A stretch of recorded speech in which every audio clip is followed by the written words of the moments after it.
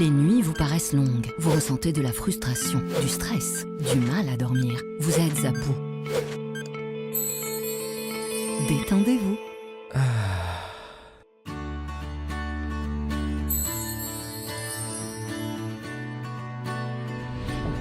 Réduction du temps d'endormissement, diminution des réveils nocturnes, relaxation. Une bonne nuit, ce n'est plus un rêve. Ce produit est un complément alimentaire sans dépendance disponible en pharmacie. N'hésitez pas à demander conseil à votre pharmacien. Mérinal, notre priorité, la qualité. Pour bien s'entendre, il faut bien s'écouter. Rendez-vous sur M, la petite radio du Grand Maghreb. Bonsoir à tous, bienvenue au Café Presse Politique, il est 18h, nous sommes en direct sur Radio M et avec nous ce soir Saïd Jafar du HuffPost Algérie, Hadda Hazm, directrice d'Al Fajr, Qadi Ihsan, Maghreb émergent et Hassan Mouali, Électron Libre. Alors, ce soir, en première partie, nous allons évoquer le coup d'État qui est en train de se passer à l'Assemblée nationale, les 5 généraux qui sont incarcérés, et en deuxième partie, nous allons parler évidemment du massacre à la tronçonneuse du prince héritier des Al Saoud. Mais d'abord, on va demander à nos invités leur image de la semaine. On va commencer par vous, Hadda Hazm. Bien sûr, les cadenas à la porte de l'APN, c'est une première. Oui, c'est une première. Un article paru dans le HuffPost Algérie. Oui. Les enfants cancéreux à l'hôpital Mustapha qui n'ont pas un médicament et qui n'arrivent plus à faire leur chimiothérapie. Voilà. Pendant ce temps-là, les députés de Ould Abbas et de Yahya font les guignols à l'APN. Voilà. Ouais. Toutes les conversations que j'ai eues, c'est une série d'images dans les taxis d'Alger au sujet de l'arrestation des 5 généraux. Les 5 généraux en prison et peut-être un éléphant parmi nous. Hassan Mouali, votre image de la semaine? L'image de la semaine, je l'ai vue aujourd'hui même. Oui. Un journaliste de Shoulouk News qui a été tabassé par un député du RND. Tabassé? Oui, tabassé, insulté, avec des mots obscènes. Ça fait le tour des réseaux sociaux. C'est pas Khaldelani. Non, c'est pas Khaldelani. Malheureusement pour lui. C'est Belkacem Djir, il s'appelle comme ça, Belkacem Djir. Heureusement, oui. Il y a un journaliste qui s'est fait frapper. Tabassé, insulté, avec des obscénités. On a tout vu. De toute façon, la vidéo fait le buzz sur Facebook. Donc, c'était indigne devant la police et tout ça. Donc, voilà, ça s'est passé ce matin. Je crois qu'il y a un autre sujet qu'il faut évoquer, la déclaration aujourd'hui de Macron par rapport au 17 octobre. Il dit que la France doit regarder en face son passé récent. Oui, qui le regarde. Je ne sais pas, est-ce que c'est une reconnaissance de tous les crimes de la France ou juste le 17 octobre, comme toujours, comme a fait Hollande avant son élection au présidentiel en 2012. Voilà. D'accord. Pour en revenir à l'Assemblée nationale, les députés qui tabassent le journalisme, mais d'abord et surtout, hier, nos députés nous ont fait une sorte de striptease de mauvais goût. Ils ont enlevé leur costume d'homme de loi c'était peut-être un déguisement pour montrer leur visage de Baltaguia. Ils ont amené des chaînes, des cadenas pour empêcher le président de l'Assemblée d'entrer. Qu'est-ce que ça vous a... Moi, je vais te dire tout de suite, moi, je ne suis pas choqué que les députés occupent la rue, qu'on s'entende bien. Mais c'est un moyen de lutte. C'est un moyen de lutte. Il est arrivé qu'à d'autres moments que des députés ont bougé pour des causes qui étaient justes et on était bien contents de les voir descendre dans la rue. Non, c'est sortir, occuper la rue, sortir de leur rôle de législateur, etc. Moi, je ne considère pas que ça soit infamant. Ce qui pose problème, c'est qu'ils le font pour une mauvaise cause. Qui a dit que c'était infamant d'occuper la rue, Ihsan? Ils ont pas occupé la rue. Je ne parle pas de ton commentaire, je parle du commentaire qui a beaucoup circulé, selon lequel ils ne sont plus dans leur rôle, etc. Mais ils ne sont plus dans leur rôle à partir du moment où ils ramènent des chaînes et des cadenas, qu'ils ferment les portes de l'Assemblée pour empêcher de manière illégale le président de l'Assemblée. Moi, ça me pose un problème d'un point de vue symbolique. Les députés, les élus du peuple, entre guillemets, des élus du peuple, qui ferment la maison où ils sont censés défendre ce peuple. C'est dingue, voilà. Ils ferment avec des chaînes, donc symboliquement, c'est un viol de la République. Ça ne s'est jamais produit. Aujourd'hui, ils ne se sont pas contentés de tabasser les journalistes, ils ont tabassé la loi devant tout le monde. On est au-delà de ce qu'on peut dire. C'est des législateurs qui font la loi et qui la foulent comme ça de manière aussi grossière. Ils déclarent la vacance de l'Assemblée comme si Bouhadja était mort. Il n'est pas mort, il est vivant. On est dans un scandale absolu. Absolument. Oui, comme le dit Hersen, en fait, hier, ils ont fermé l'Assemblée pour pouvoir aujourd'hui déclarer la vacance de la présidence de l'Assemblée nationale. Ça n'a aucun sens parce qu'il est toujours là, il est empêché d'entrer dans son bureau, ils ont chassé aussi les secrétaires et ses conseillers, ils ont fermé l'étage, le 5e étage. C'est des comportements de voyous, il faut le dire, il faut oser le dire des mots. Est-ce que maintenant est-ce que les autres pouvoirs, par exemple le مجلس الدستوري هل يقبل هذا الوضع؟ parce que c'est خارج عن القانون وخارج عن الدستور، هذا خرق للدستور وخرق لكل القوانين. الراجل مازال موجود ويقول انا ما نديمسيونيش، انا موجود هنا باش نتحاور، وهما يقولوا non, le poste est vacant. De toute façon, c'est moralement inacceptable. Combien de jours il faut في القانون قدام يوم باش نقدروا نقولوا le poste est vacant? Combien de jours et dans quelles conditions empêcher quelqu'un d'entrer dans son... dire qu'il a été empêché d'accéder à son bureau. C'est pas qu'il est malade, parce que finalement la vacance de la présidence de la PN, c'est quand le concerné démissionne de son propre gré ou alors il meurt. Tout simplement, c'est les deux cas où la vacance de la présidence doit être déclarée. Mais là, c'est un coup de force. C'est un viol caractérisé de la Constitution et des lois de la République. Exactement. Et donc tout ce qui se passe, c'est vraiment, comme l'a dit Saïd, c'est vraiment de voyous comme comportement, c'est voyous. Et on l'a vu ce matin malheureusement, un député qui tabasse un journaliste. Et voilà, hier, un autre député qui disait aux journalistes que c'est pas votre affaire, c'est pas l'affaire des journalistes, ça ne concerne pas ni le peuple ni les journalistes, parce que ça concerne les députés, c'est une affaire intérieure et vous n'avez rien à voir ici. C'est le camp du peuple. Oui, exactement. Oui, je vois que c'est quelque chose qui suscite énormément d'émotions parmi tout le monde, parce que c'est-à-dire qu'il y a quelque chose qui procède par l'absurde. Ils veulent appliquer des textes, mais en même temps, c'est-à-dire ils l'empêchent physiquement d'entrer, ils déclarent une vacance par les textes et ils vont peut-être nommer quelqu'un d'entre eux. Il paraît que dans quelques heures, peut-être dans quelques jours, ils vont nommer un autre ou élire un autre président, peut-être, et ils vont le faire.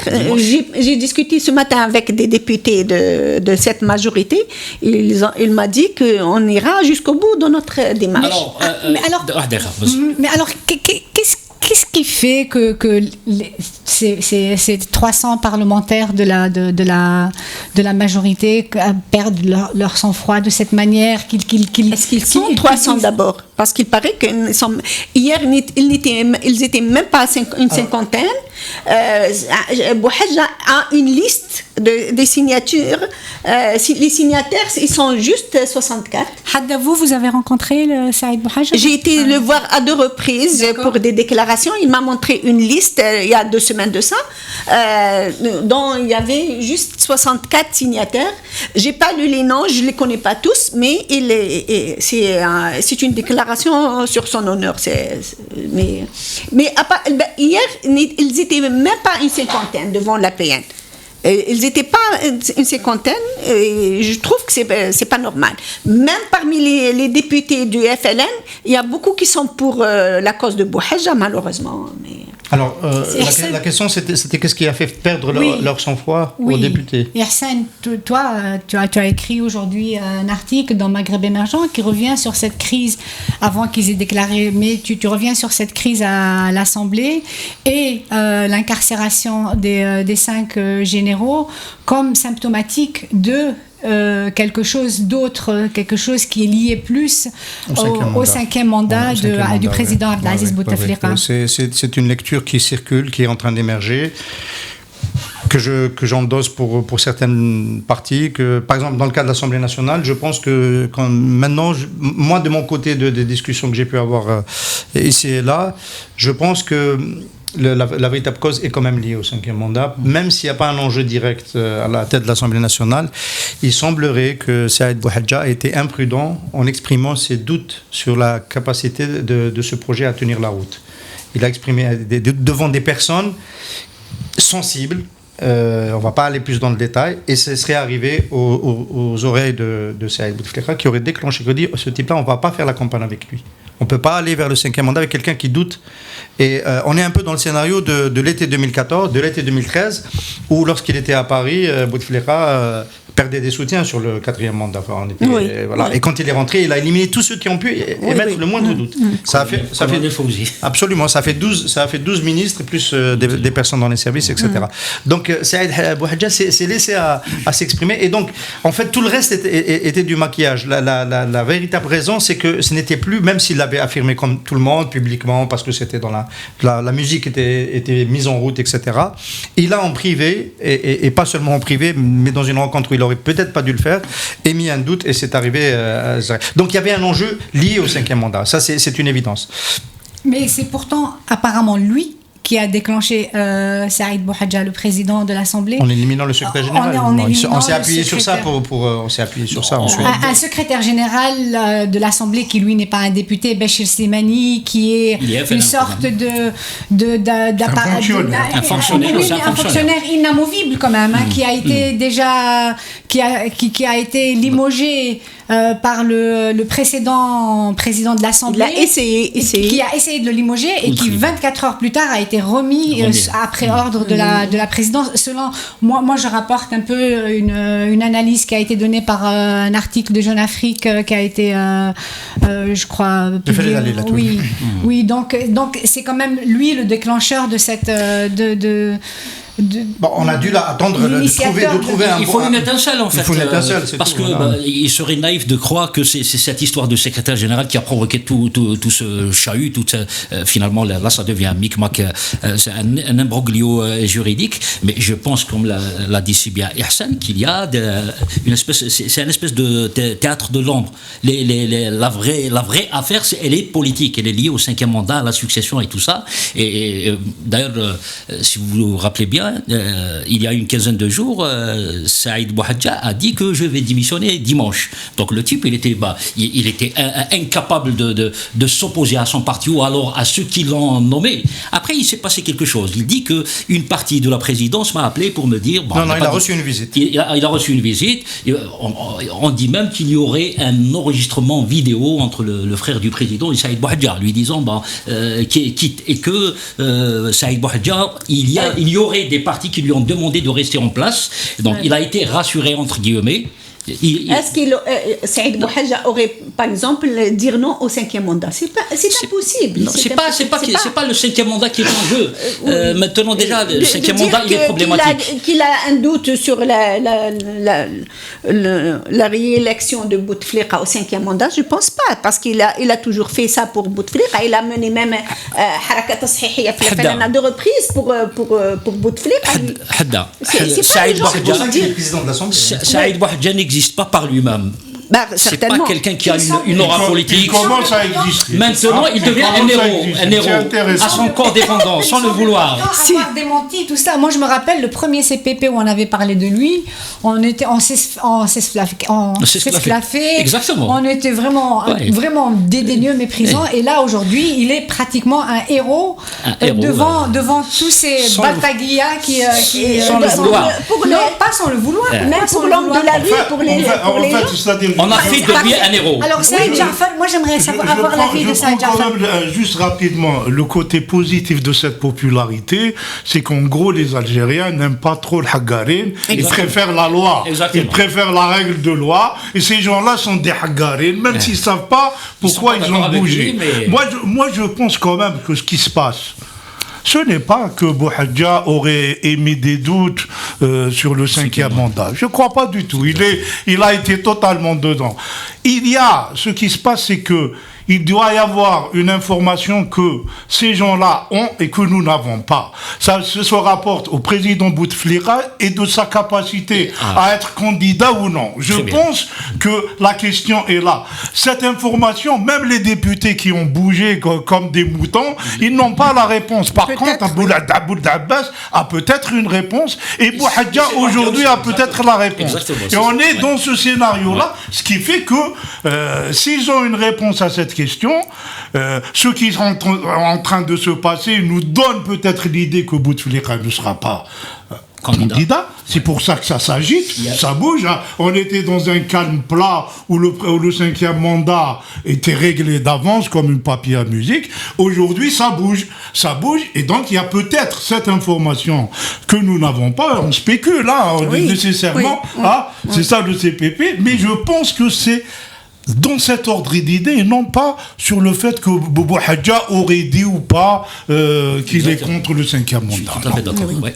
Autre chose aussi, le peuple algérien ou les Algériens tout court sur les réseaux sociaux, ils soutiennent Bouhadja parce que c'est la première fois un des leurs qui dit non ou Yahya qui dit non à Ould Abbas et je ne sais pas qui est derrière aussi. C'est parce que on n'a jamais eu cette situation-là auparavant. Tu as raison, c'est-à-dire quand Yahya vient de dire la légalité de l'état de fait prime sur la loi, c'est scandaleux, c'est une logique de putschiste permanent, c'est inacceptable. Il est bon de le rappeler, c'est vraiment inqualifiable ce genre de discours. Oui. La Constitution, c'est pas uniquement la loi, c'est parce qu'au-dessus des lois, la Constitution, c'est encore pire.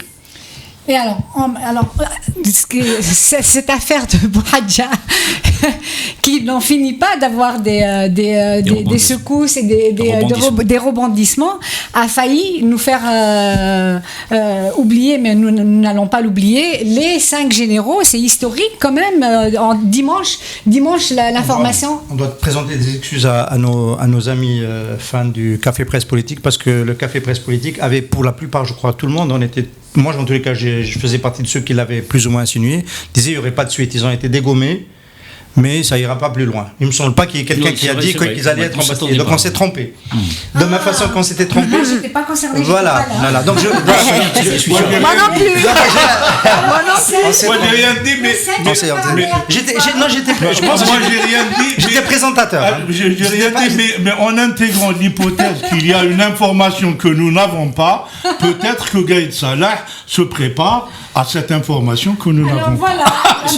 On avait dit que le régime ne pouvait pas se permettre de laver le linge sale. Oui, mais alors l'information tombe dimanche sur An-Nahar. Elle ne tombe pas sur le NTV, elle ne tombe pas sur l'APS, elle ne tombe pas sur la radio nationale, elle tombe sur An-Nahar.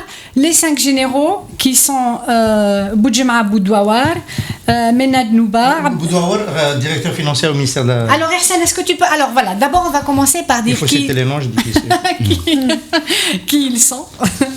les 5... Boudjema Boudouawar, directeur central des finances au MDN, et à ce titre, président de la commission des marchés. C'est un poste extrêmement sensible et c'est un protégé de Gaël Salah. C'est-à-dire c'est ça, Adam Hsoub à la Gaël Salah. ما فيهاش نقاش. Menad Nouba, ex-commandant en chef de la gendarmerie nationale, bon, il y a des points de vue que, voilà, mais à la fois l'état-major et la présidence. Abdelzak Sherif, et Saïd Bey, plutôt Ahmed Gaïd Saleh, et Habib Chentouf, plutôt la présidence. Voilà. Habib Chentouf, chef de la première région militaire à Blida, Abdelzak Sherif, chef de la 4e région militaire à Ouargla, et Saïd Bey, commandant en chef de la 2e région militaire à Ouargla. Par contre, ce que je sais, pour Boudouawar, il paraît que Gaïd Saleh a dit que j'aurai sa peau. Et il a dit que je l'aurai, et c'est lui qui était derrière son limogeage de son... Oui.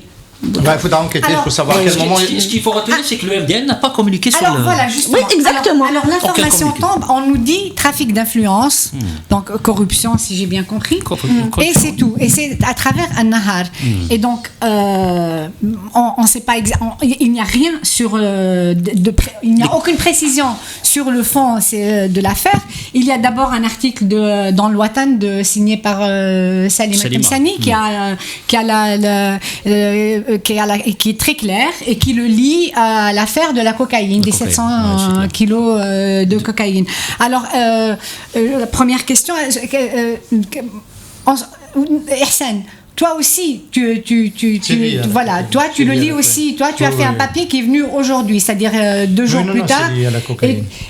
Mais comment, c'est-à-dire en l'absence d'informations venant des autorités militaires, judiciaires, etc. Alors, moi j'ai appelé ça dans mon article, enfin je voulais pas en parler tant que ça, mais j'ai appelé ça la jurisprudence Khlil. C'est-à-dire, il y a en règle générale, sur les affaires de corruption, quand il y a une affaire qui sort, qui concerne un haut placé, on détient le dossier,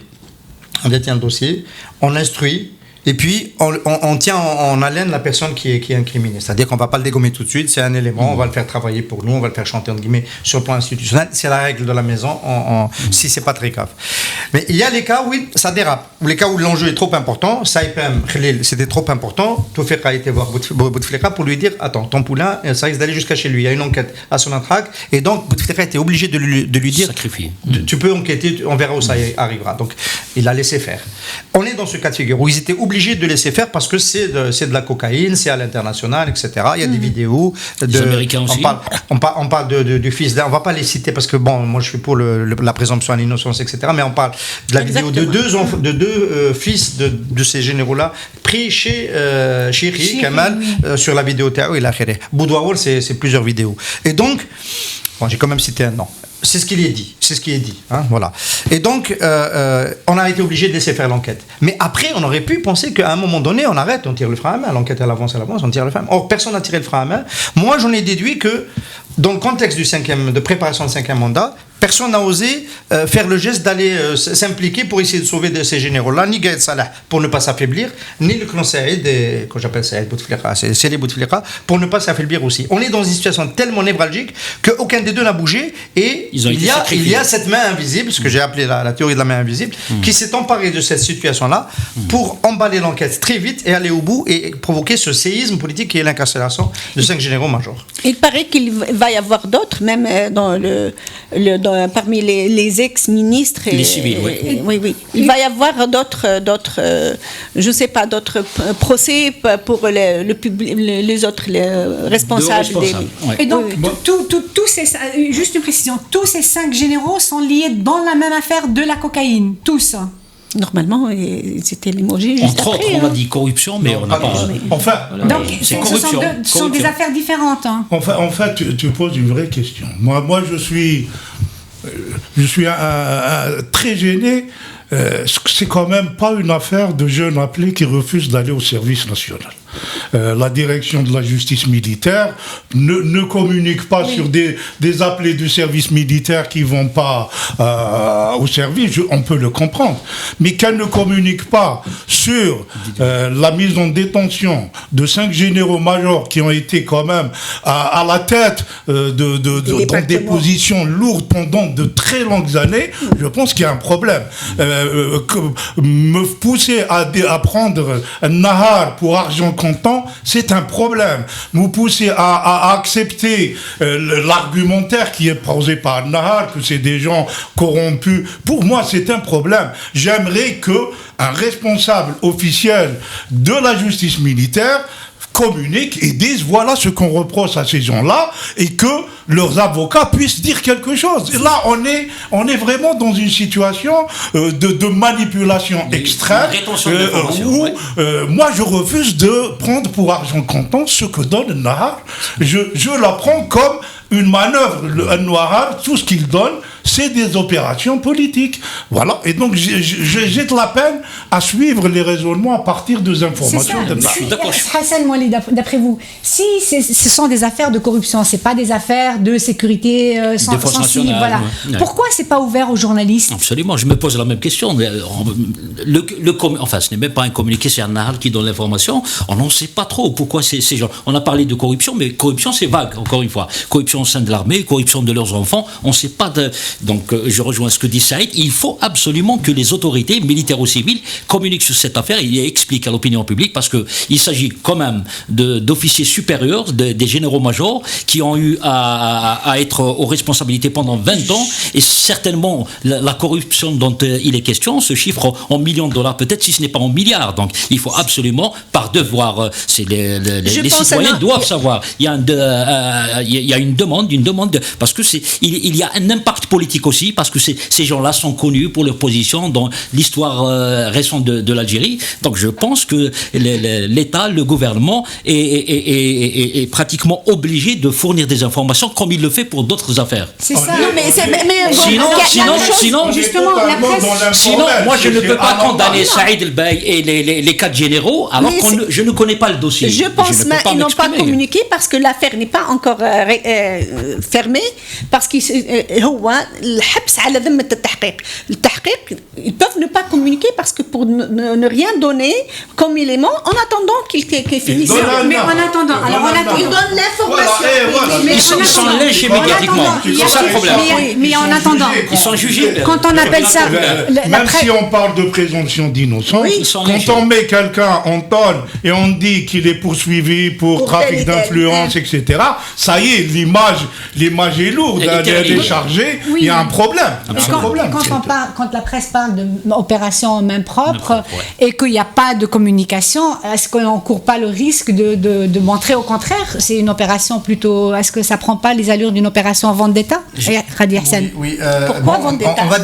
On peut être d'accord avec ça, Jafar, pour dire qu'on ne peut pas prendre pour argent comptant tout ce qui vient par le canal de Nahar, mais on sait que depuis qu'ils ont été dégommés, on a des faits qui n'ont pas été démentis. On a l'aller-retour de Saïd Bey qui est sorti, qui a provoqué d'ailleurs une mini-tempête à l'aéroport d'Alger, puisque le responsable de la PAF a été dégommé avant d'être mis, encore une fois, lutte de clan, et il est revenu. Donc on sait qu'il était sous le coup d'une enquête, qu'il y a eu une perquisition chez lui à Oran, qu'il y a eu une perquisition chez Chentouf, et donc chez Boudouaour, et on a des faits, tout ça n'a pas été démenti, il a été répété plusieurs fois, n'a pas été démenti. Alors que ça arrive, aux arrestations, le problème, on se posait la question, est-ce que ça va arriver aux arrestations? Visiblement, depuis une semaine, depuis dimanche, si c'était pas le cas, on a parlé de l'ISTN de notre collègue Anis Rahmani, il est parti à Paris pour nous montrer qu'il a démenti. Voilà. Ces généraux auraient pu, par le biais de leur famille, démentir. Ça, c'est pour refermer la porte. On est obligé d'en tenir compte, même si, effectivement, il faut rester réservé, et tu as tout à fait raison de le rester. Moi, ce que je voulais retenir de ce qui est arrivé, très vite, c'est que pendant un bon moment dans le CPP, le débat, c'était qui est derrière cette opération. Quand c'était le DGSN qui était visé, on disait que c'est Gaël Salah qui avait la main de l'enquête, puisque c'est l'armée qui a fait l'interpellation du bateau à Oran, et l'enquête, il y a eu le fameux communiqué qui est sorti, puis le DGSN Hamel, général-major Hamel, qui a déploré le fait que l'enquête a été conduite à charge seulement, et sans respecter les règles de l'enquête, etc. On pensait vraiment que c'était Ahmed Gaël Salah qui avait pris une position forte pour affaiblir le camp présidentiel, étant entendu que Hamel était un candidat de la succession dans le camp présidentiel. Ensuite, ça s'est embrouillé. Ensuite, on ne savait plus si c'était Saïd qui avait la main, parce que ça a touché d'autres généraux. On s'est dit, bon, ça a touché Nouba, notamment, c'était le deuxième à être enlevé. Maintenant, on est dans une troisième phase, où on a vraiment le sentiment que c'est, moi en tous les cas, c'est ma lecture, c'est un peu ça que j'ai fait passer dans mon papier d'aujourd'hui, c'est qu'on a l'impression que ces deux entités se sont un peu neutralisées, c'est très confus, se sont un peu neutralisées, et qu'il y a une procédure qui est allée au bout et qui a été poussée par des gens, peut-être des officiers moins importants que ça, la justice militaire, la DCAS, on n'a pas évoqué ici le rôle de la sécurité de l'armée intérieure. Tu es optimiste alors? Non, je dis, c'est une question qui peut se poser. Ceux qui ont instruit les dossiers, c'est pas de l'optimisme. Mon optimisme, c'est quand les Algériens se mobilisent pour dégager ce bon monde-là. On n'est pas dans ce cas de figure. Donc on est dans ce cas de figure où on ne sait plus qui, et peut-être qu'il y a une main invisible qui a poussé, qui a soufflé sur les braises pour aller au bout. Voilà. Mais justement, dans ton article, alors tu parles de ceux qui considèrent que cette main invisible est celle du retour. Oui, ça c'est la hantise de. Oui. Il y en a qui le disent. Moi, je pense que le général Toufir continue d'agir. Voilà, donc, mais que l'influence qu'on lui prête, je la trouvais déjà exagérée, relativement exagérée à l'époque où il était aux affaires. Aujourd'hui, elle peut être que plus faible. Mais il est évident que s'il y a des gens à l'intérieur de l'armée qui vont dire, tiens, on a une opportunité pour nous débarrasser de tous ces gens-là, que ce soit ceux qui sont du côté de Gaël Salah, ceux qui sont du côté des Bouteflika, on se débarrasse tout bon. Celui qu'on prend le main dans le pot, on le débarrasse. S'il y a des gens qui sont en train de le faire, jusqu'à nouvel ordre, on a l'impression que c'est ce qui est en train de se passer. Visiblement, dans le contexte politique d'aujourd'hui, ils trouveront un point d'appui plus chez des gens comme Toufir et d'autres retraités du DRS que chez les deux protagonistes de cette affaire-là, que sont l'état-major et la présidence. J'ajouterai que l'autre point d'interrogation dans cette affaire, je prends la responsabilité de le dire, c'est le rôle de Bachir Tartag. Et le rôle de Bachir Tartag, est-ce qu'il est resté fidèle à Tawfiq? C'est une vraie question. Est-ce qu'il est resté fidèle à la maison? C'est une vraie question. Les gens, s'il est resté fidèle à la maison, on peut considérer que lui aussi va laisser aller ces procédures-là jusqu'au bout. Voilà. Alors que c'est Tawfiq qui l'a liquidé quand même, Bachir Tartag. C'est une question. D'accord. On peut se la poser. Je sais que le temps manque, mais une dernière question.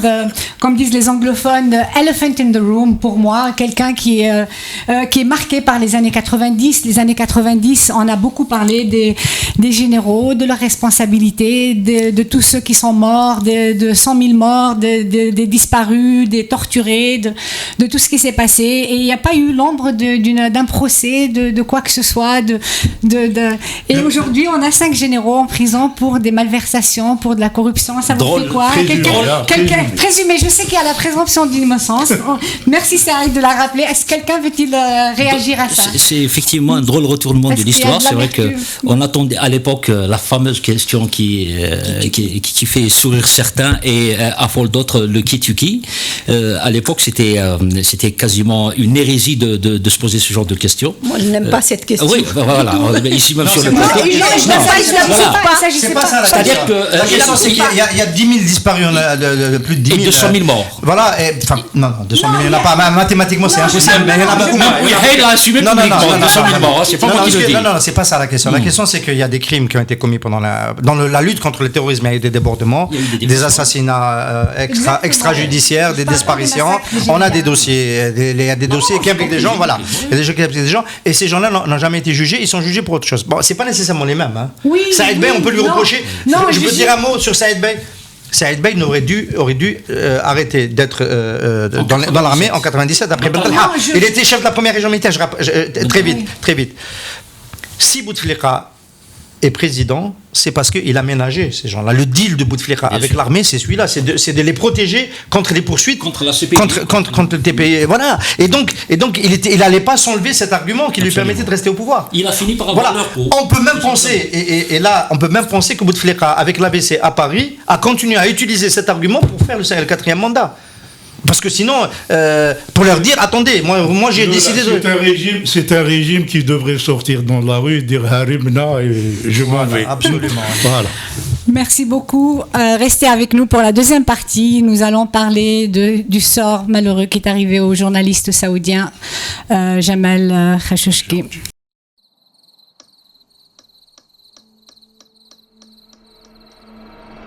Les nuits vous paraissent longues, vous ressentez de la frustration, du stress, du mal à dormir, vous êtes à bout. Détendez-vous.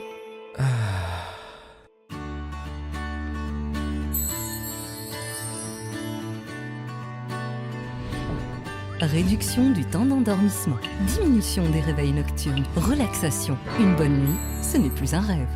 Ce produit est un complément alimentaire sans dépendance disponible en pharmacie. N'hésitez pas à demander conseil à votre pharmacien. Mérinal, notre priorité, la qualité. Pour bien s'entendre, il faut bien s'écouter. Rendez-vous sur M, la petite radio du Grand Maghreb. Nous sommes de retour au Café Presse Politique pour la deuxième partie pour parler du sort qui a été fait. Oh pardon, à chaque fois j'oublie ce truc, désolé. Le journaliste Jamal Khashoggi, journaliste saoudien qui travaillait pour le Washington Post, dissident, critique du régime, notamment très critique sur le Yémen. Il devait se marier à Istanbul avec une jeune turque. Il s'est rendu au consulat de son pays, c'est-à-dire le consulat d'Arabie Saoudite, le 2 octobre. Il n'en est plus jamais ressorti.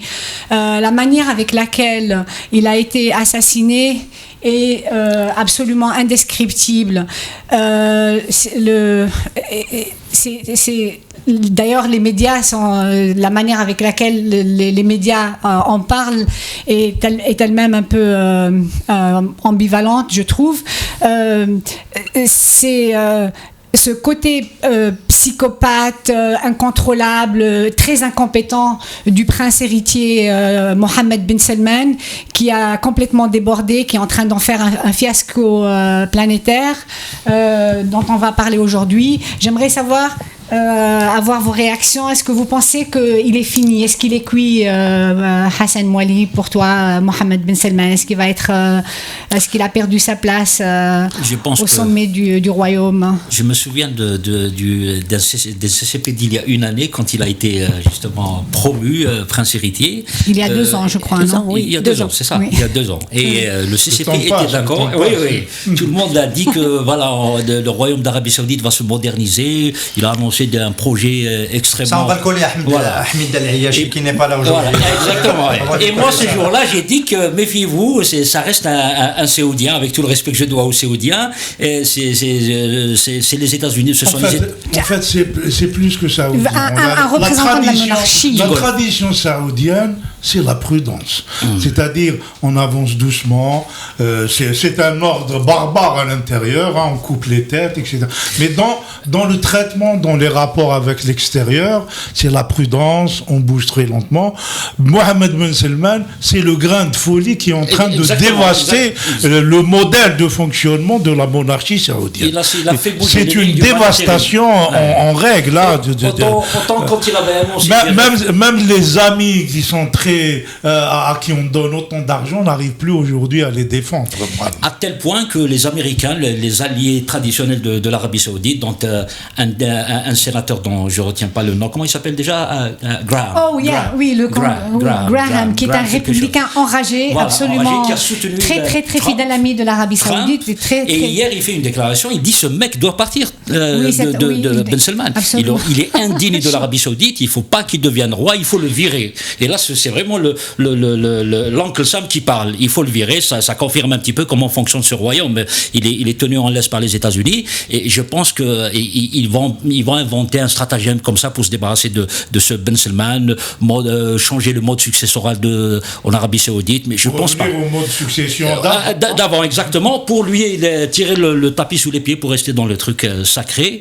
Mais c'est horrible ce qu'il a fait faire, lui, directement avec ses amis. Donc c'est l'Arabie Saoudite, c'est l'État d'Arabie Saoudite qui a tué Khashoggi. Toutes les versions convergent vers cette issue fatale, malheureusement. Il a été tué dans le bureau du consul à Istanbul. Ça a choqué le monde.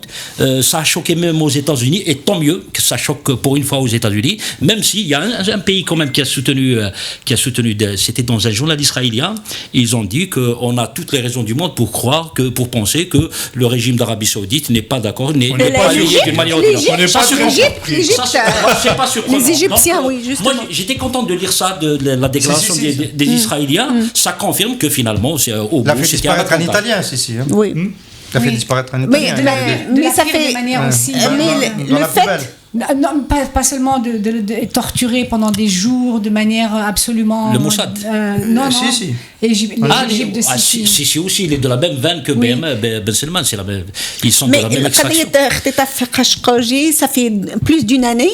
Il y a le propriétaire du journal online Arab Times aux États-Unis qui a fait une vidéo, ça fait plus de 11 mois où il disait qu'il prépare un coup pour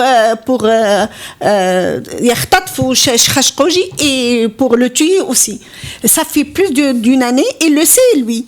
Mais il était en contact avec le frère du prince Mohammed bin Salman, qui est ambassadeur à Washington. C'est lui qui l'a mis en confiance, et c'est pour ça qu'il a encouragé à partir en Turquie pour régler.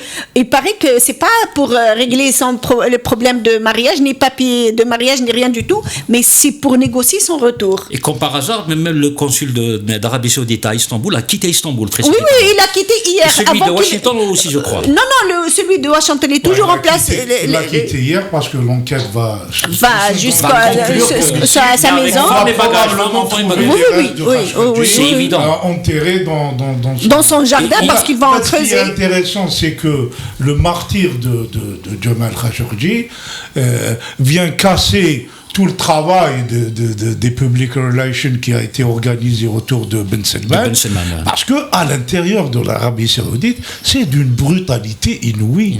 Les gens se font arrêter et qui sont pas des opposants en fait, c'est juste des gens qui disent, par exemple, il y a des gens qui ont dit non, avec le Qatar, on ne devrait pas aller sur ce terrain-là. Juste comme ça, des petits tweets, hein, y compris des prédicateurs. Bien sûr, c'est des petits tweets vraiment gentils, c'est-à-dire dans le modèle absolu du régime islamique, nasiha l'hakim. Et ces gens-là se font arrêter, empôler, etc. Donc c'est très brutal, l'idée de réforme menée par Ben Salman, c'est une... Et du coup, on se pose des questions sur l'avenir de la guerre qu'ils sont en train de mener contre le Yémen aussi. Justement. Parce que c'est Ben Salman, c'est le projet, c'est la dérive de Ben Salman. Non, par contre, toutes les preuves amène vers lui, même si pour l'instant il n'a pas encore reconnu les faits, ils sont encore vers le prince héritier. Ils vont le reconnaître. Les 15 personnes qui sont arrivées en Turquie pour s'occuper de... C'est des proches. Ils sont sur des photos avec lui. Sans ses proches. Il a envoyé le chef médecin légiste du ministère de l'Intérieur. De l'armée. Voilà, donc c'est lui qui a découpé. Ce sont pas juste des gens, des hommes de main qui ont été envoyés faire une... Je suis dans le CPP. J'ai du mal à en parler. Moi, j'ai vraiment du mal à en parler. C'est très important parce que c'est la chute incroyable. Il a donné la corde pour se pendre, ce prince. Il avait déjà pourtant montré des signes de psychopathie incontrôlable avant, avec sa guerre la guerre contre le Yémen. C'est lui, le kidnapping de Saad al-Hariri, etc. Voilà. Mais alors, est-ce que d'après vous, est-ce que tu penses, Ihsan, qui va entraîner, qui a été piégé par l'État profond saoudien? Non, est-ce qu'il va entraîner avec lui? Il a été piégé par sa propre folie. À mon avis, il a sous-estimé peut-être les Turcs. Suffisamment gonflé. Oui, il a sous-estimé les Turcs. On a des mesures. C'est la démesure. C'est un mégalo. Aujourd'hui, il n'a que Trump pour essayer de le défendre. Il a inventé l'idée que ce soit un groupe de voyous qui agirait de manière indépendante du prince héritier, mais ça passe très très mal, et même Trump est obligé de dire j'ai pas d'argent en Arabie Saoudite, j'ai pas d'intérêt financier, parce que ça passe pas aux États-Unis. C'est tant mieux. Mais alors qu'est-ce que ça aura comme conséquence justement sur la politique régionale, puisqu'on sait que c'est Mohammed Ben Salman qui a cette politique sur le Yémen, sur sa politique sur la Syrie, la Palestine, sans parler de ils vont sacrifier Ben Salman, je pense, c'est mon point de vue, je pense qu'ils vont sacrifier d'une manière ou d'une autre, ils vont revoir le mode successoral, d'une manière ou d'une autre, il va se retrouver sur la touche, et par là même, ils vont essayer de réorienter la politique étrangère, surtout régionale de l'Arabie Saoudite, par rapport à un désengagement peut-être au Yémen. Ils vont essayer de trouver, avec les Américains, Israël et tout, ils vont essayer de trouver une solution pour arrêter au moins le massacre d'enfants au Yémen. Peut-être qu'ils vont se rabibocher avec le Qatar, parce qu'il leur pose problème, surtout avec le Jazeera. Ça, c'est des lectures optiques. Oui, mais on a oublié. De positiver un truc macabre. Même financièrement, malheureusement pour eux, financièrement, ils ne sont pas dans de. On a oublié la main de Mohamed, l'autre Mohamed de l'Émirat arabe, il est complice aussi dans cette affaire, parce que il faut. Oui. C'est le premier maillon faible. C'est le premier qui devrait prendre ses distances. Absolument. Oui, exactement. Moi, la leçon que je veux tirer de cela, c'est que en 2018, quand même, le monde, entre guillemets, libre et démocratique qui prétend nous enseigner les droits de l'homme, etc., Américains, devrait être plus regardant sur ces alliances. Parce qu'il y a des...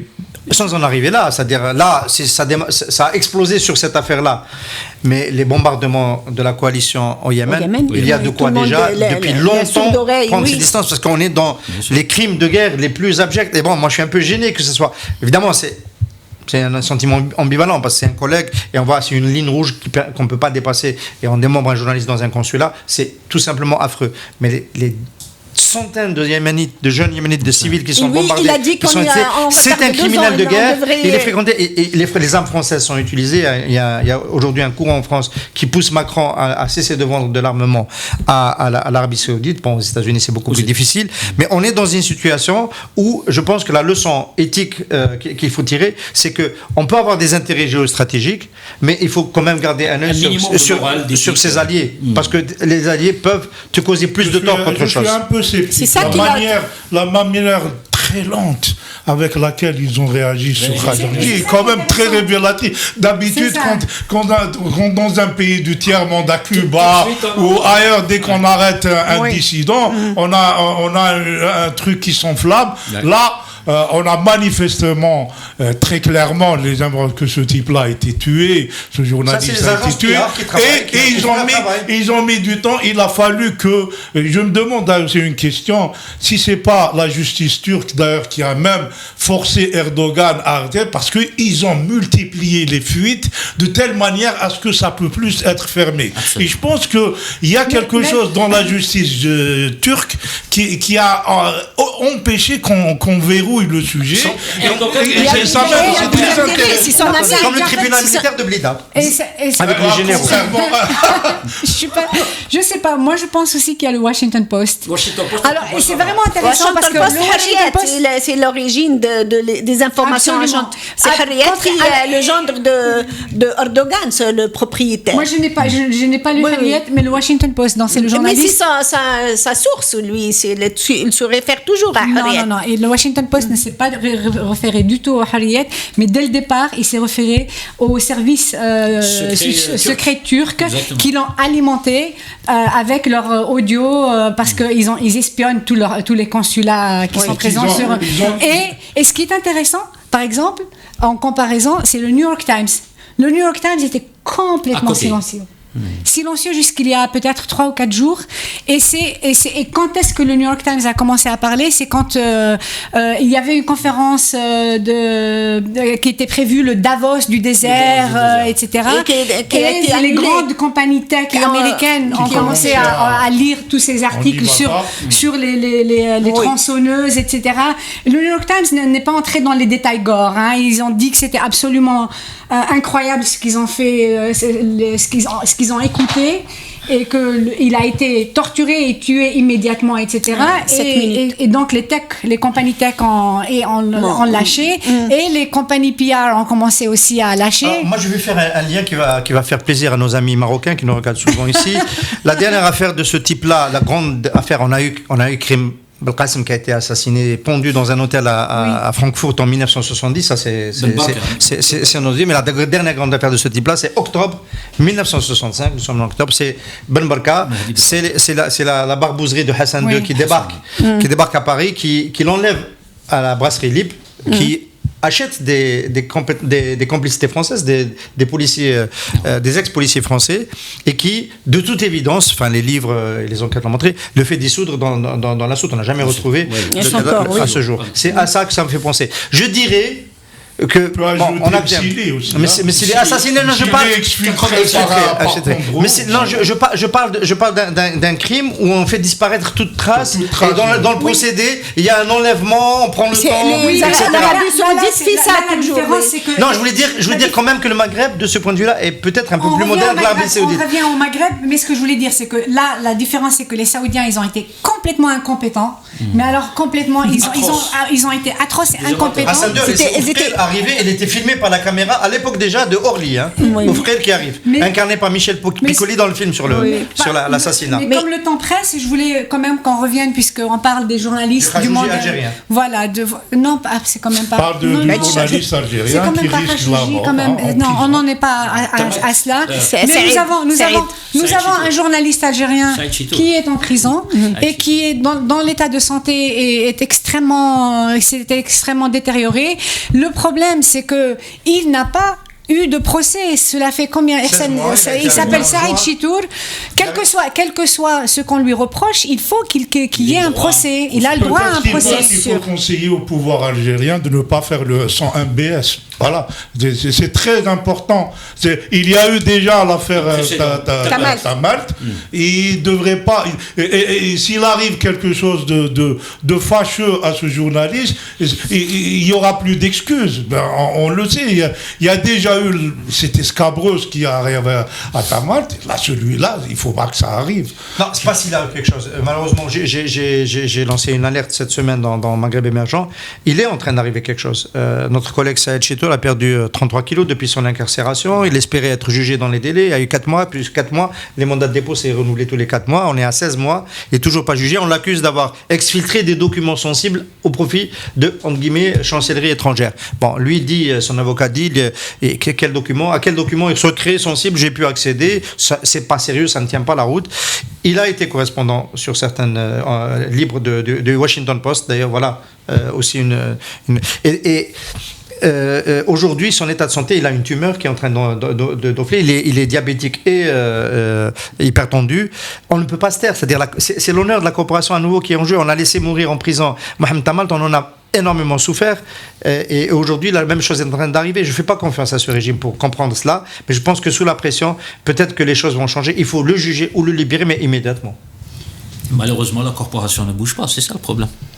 C'est pas trop tard. C'est pas trop tard. Qu'est-ce qu'il y a lieu de faire? Le 22 octobre, alors je vais le dire. Voilà. C'était un poste qui devait être lancé par le syndicat des journalistes, des éditeurs de la presse électronique, mais on n'a pas eu le temps de faire la réunion, donc on ne peut pas le faire en son nom. Mais à quelques éditeurs de presse et quelques journalistes, il y a le 22 octobre la journée nationale de la presse qui commémore la presse versus, la presse côté pouvoir. On appelle à un Waqfa à la maison de la presse au profit de Saïd Chitour pour rappeler qu'on ne peut pas le laisser dans cet état. Ce sera en fin de matinée, le lundi 22 octobre. C'est bientôt, c'est lundi prochain. Lundi prochain, 22 octobre, rassemblement à la Maison de la Presse, en solidarité avec Saïd Chitour, qui a le droit à un procès, comme tout le monde. Voilà, soyez nombreux. Ouais. Voilà. Merci à tous de nous avoir suivis. C'est la fin du Café Presse Politique. À la semaine prochaine.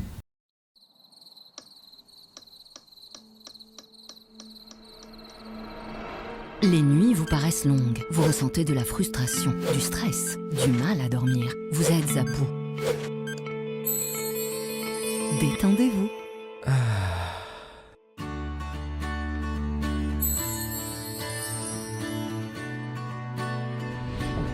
Réduction du temps d'endormissement, diminution des réveils nocturnes, relaxation. Une bonne nuit, ce n'est plus un rêve.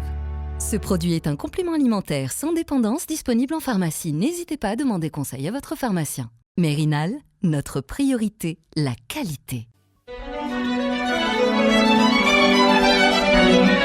Pour bien s'entendre, il faut bien s'écouter. Rendez-vous sur M, la petite radio du Grand Maghreb.